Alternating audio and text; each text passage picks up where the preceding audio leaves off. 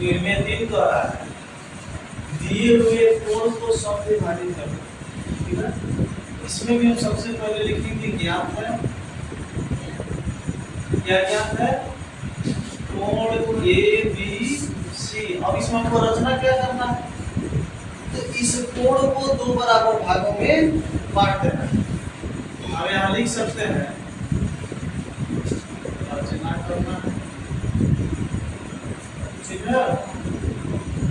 कोण A B C को समद्विभाजित मैंने दो बराबर भागों में बांट, ए बी सी को दो बराबर भागों में बांटना, ठीक है।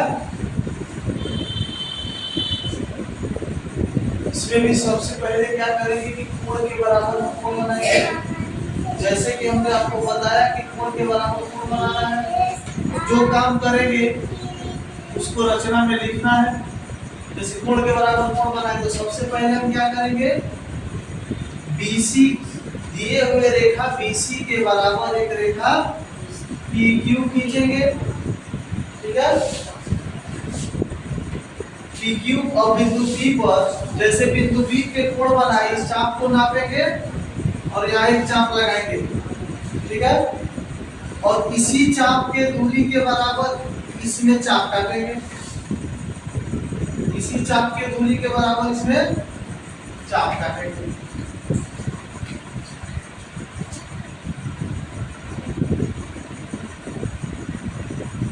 ये हो गया। इसी चाप के दूरी के बराबर इसमें हम क्या करेंगे, चाप काटेंगे।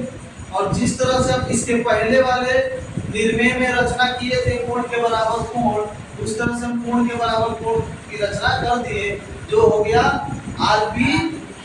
अब हमको क्या करना है, इस कोण को दो बराबर भागों में बांटना है। हमारा निर्णय यही कह रहा है कि हमें कोण ABC को दो बराबर भागों में बांटना है। तो जब कोण ABC को दो बराबर भागों में बांटना है और कोण ABC के बराबर हम कोण PQR बना लिए हैं।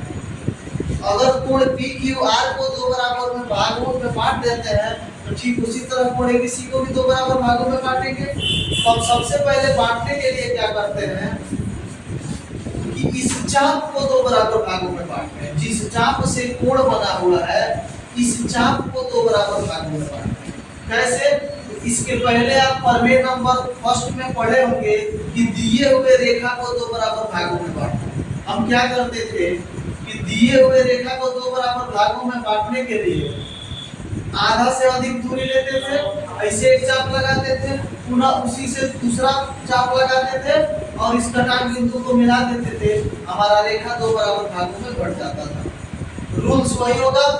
उसी नियम के अनुसार हम चाप को दो बराबर भागों में कैसे बांटेंगे, जिस तरह इस रेखा को आधा से अधिक दूरी लेके काटते थे उसी तरह इस चाप को भी आधा से अधिक दूरी लेके काटेंगे, लेकिन उसमें दोनों तरफ चाप लगाते थे। इसमें हम सिर्फ एक ही तरफ चाप लगाएंगे, हमारा चाप दो बराबर भागों में बंटेगा। कैसे, तो मान लीजिए कि ये दो बिंदुओं पर मिला है, इसको हम लिख देते हैं D और इसको लिख देते हैं E समझने के लिए।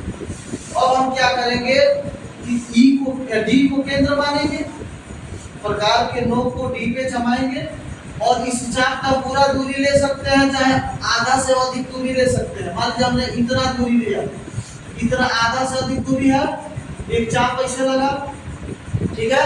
पुनः उसी दूरी से, जो दूरी यहाँ से हम लिए हुए हैं, पुनः इसी दूरी को बिंदु E को केंद्र मान करके एक दूसरा चाप लगाएंगे, ठीक है। ऐसे चाप लगा, यहाँ से दूसरा चाप लगेगा, ठीक है।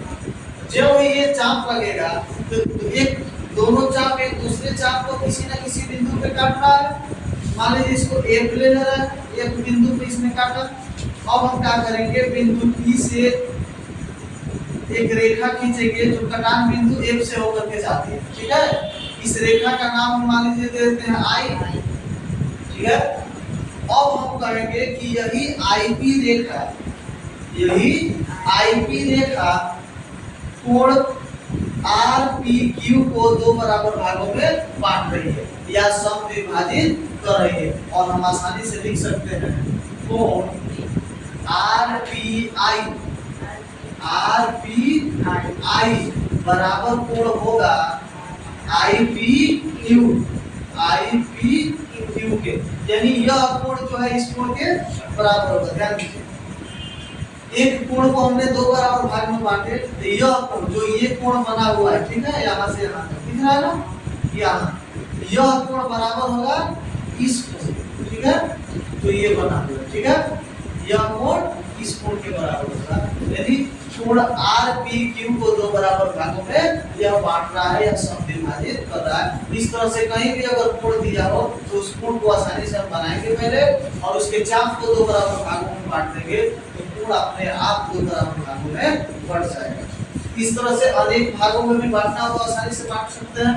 अगर चार बराबर भागों में बांटना होता हम क्या करते, दो बराबर भाग में बांटते, पुनः इसको दो बराबर भाग, पुनः इसको दो बराबर भाग में बांटते, तो चार बराबर भाग में बढ़ जाता। इस तरह से बांट लेंगे, कोई दिक्कत। और जितना काम हमें यहाँ किए रचना में उतना सारा यहाँ लिखेंगे। जैसे रचना लिखना हो तो सबसे पहले हम क्या करेंगे, पी क्यू रेखा खींचा, इसमें लिखेंगे कि एक दिए हुए रेखा बीसी के बराबर रेखा पी क्यू खींचा, उसमें लगे चाप के बराबर दूरी लेकर के एक चाप लगाया, पुनः उसके चाप की लंबाई के बराबर दिए हुए लगे हुए चाप की दूरी को काटा और वहां से एक रेखा खींचा जो पी आर होता है।